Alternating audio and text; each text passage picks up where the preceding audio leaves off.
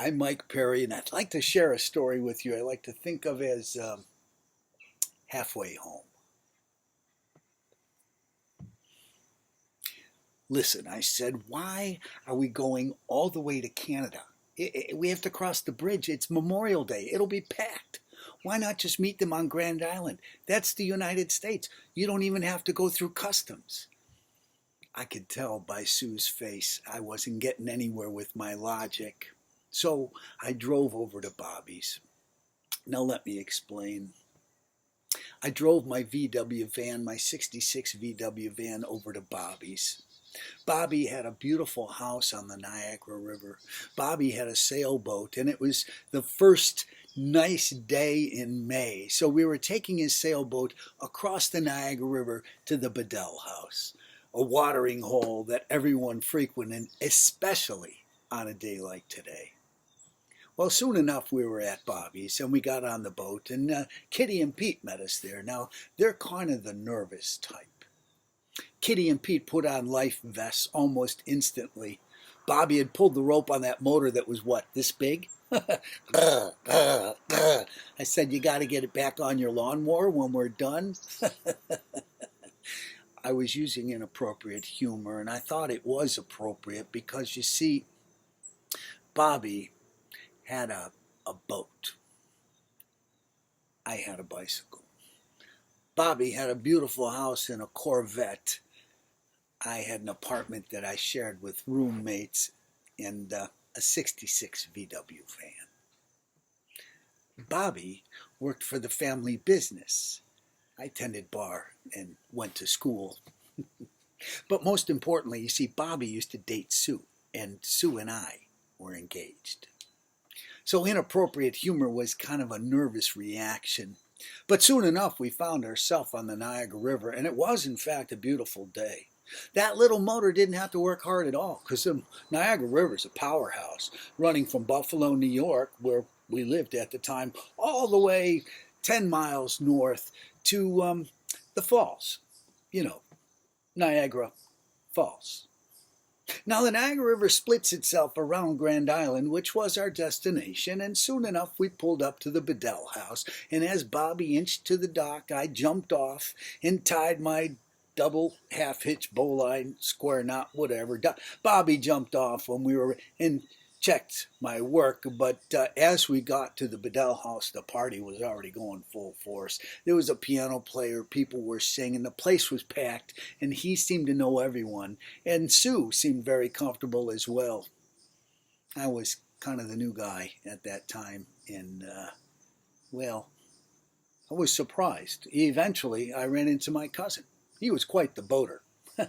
So I relaxed a bit, and we had a beverage, and he reminded me, he said, hey, listen, you're not staying when it's dark, are you? I said, no, it's just the afternoon, then we're heading back. He said, oh, that's good, because there's a fog coming in tonight. I wasn't listening. I said, well, make a phone call and call the fog off. We're not interested. But my humor didn't last long. We did stay, we had a beverage, we sang some songs, we ate a little, we had another beverage, we sang, we danced. And when we left, it was dark. It was quite dark. And the uninvited guest had arrived. You see, walking down the dock, we had to squint to find the boat in the fog that had descended. Well, we got on the boat, and this time we all put on the life vests. And I said, as I'm putting it on, I'm not sure if I want my life preserved when I go over the falls. But nobody was listening. They didn't really even find any humor in it. And Bobby pulled that rope again. And that boat started out onto the mighty Niagara River in short order, maybe 100 feet. You couldn't see from stern to bow. You couldn't see 5 feet up the mast. You couldn't see 3 feet into the water. And if it wasn't so scary, it really would have been beautiful. It was a Twilight Zone, limbo-lit adventure. Now I'm kind of jazzed by adventure, so I was holding on to that mast singing songs, and Kitty and Pete got quieter and quieter, and Sue was shooting me the hairy eyeball. Bobby said, "We're just going to go across, and when we hit the other side, we'll turn south because I know every inch of this river." We're just going to go across, I thought. If you looked out in the water, you couldn't tell if that boat was heading north, if that boat were going across. We didn't know where we were, but we had confidence in Bobby, because what was the choice? Sure enough, soon enough, he made it across the river. He made it to the banks, and he turned that boat somehow, that little lawnmower of an engine, that mini motor, it did its job. It reminded me of those old airplanes where you wind up the rubber band, and each knot would kind of go, and I kept wondering, when's the last, and I'm looking at that gas tank thinking, I hope that thing's full. But we made it. We were heading down, and eventually you started feeling this, because the willows were hanging right there. We were pretty close to the shore. Once in a while that cloud would lift and you could see it right there, so I felt secure. Yeah. After a while, Bobby said, "Hello," into the darkness. Oh, that's a good idea. I thought, hello, like someone's going to answer. And someone answered. Someone says, "Bobby, is that you?" "Yeah," he says. "Where are we?" The voice comes back out of the darkness. "You're at McGillicuddy's." "Oh, thanks," said Bobby. And they're having this conversation when all of a sudden, something did something. We jolted, we jerked, and then Bobby said, "Uh-oh." That's never a good sign. Uh-oh. We weren't there for a couple of minutes. Bobby's revving that motor in reverse, putting it in forward, reverse, forward. When out of the darkness, in the shadows, through the fog, I hear a voice saying, "Mike Perry." I thought I imagined it. How is this possible? "Mike Perry." It comes again. My name from the fog. "Is Mike Perry on your boat?" Bobby says, "Yeah." The voice comes back. "His cousin's trying to reach him on the radio." Bobby says, "I don't have my radio with me." That was true.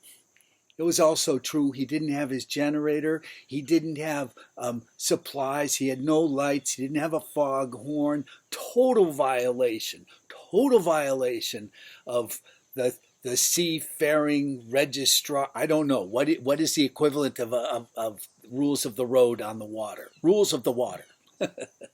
And that's nothing, because at that point I realized, hey, I'm a U.S. citizen who just entered Canada. Then we entered the United States, Grand Island, New York, illegally. You see, you're supposed to call up customs and let them know, but that's okay. We had a few, probably illegally, because too many to, across the, And now we're going back into Canada illegally. You had to laugh. I had to laugh. No one else had to laugh. But this voice says, "His cousin said," but it was too late. I looked up and I see this thing, and then the thing clarifies, and I realize, hey, that's a boat. And then the boat as though magically grows bigger. And I'm thinking, that's a cool trick, until I realize that the boat is actually approaching us and it's getting bigger.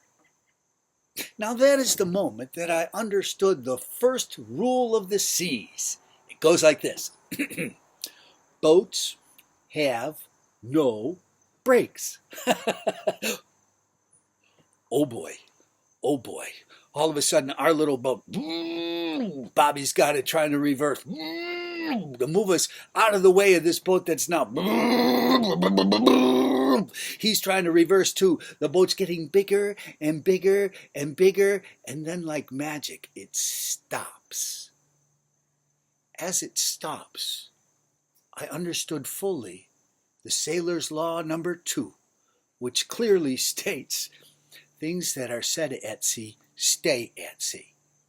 You see, swearing like a sailor is not just a simile. It's for real. Now, I'm not at liberty to tell you what was said, but I will say this. They were talking about people's mothers, and it was not at all polite. But when they stopped, they threw me a line. I was holding on to the line, and we tied it off. And boom! They gassed it, and Bobby gave it the gas, and sure enough, they stuck us, and we were on our way. Now I implemented the third rule of the sea, which clearly stated, at least in my mind, that when someone lifts your spirits, you should return the favor.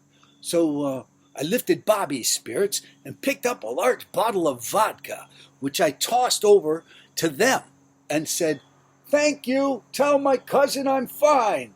And they retreated in dreamlike state back into the fog. Now we were unstuck, and Bobby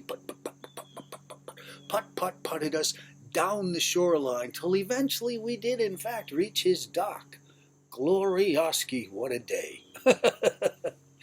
I have to tell you, Kitty could not get off that boat fast enough, and Pete wasn't far behind her. She truly got off onto the dock, walked up to the land, and kissed the ground. I'm thinking, this isn't even our land. This is Canada. Didn't matter to her. It was solid. That's all that mattered.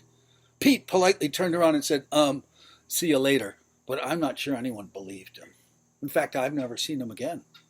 Yeah.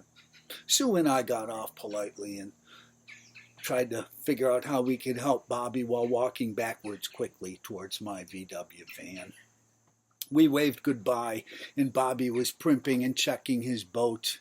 And then I realized the whole time he did have a date. There she was. It might have been the last time I saw Bobby, too, come to think of it.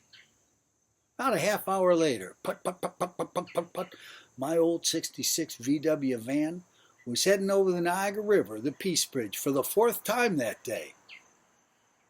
Listen, I said, maybe we should have just gone to Grand Island like I suggested.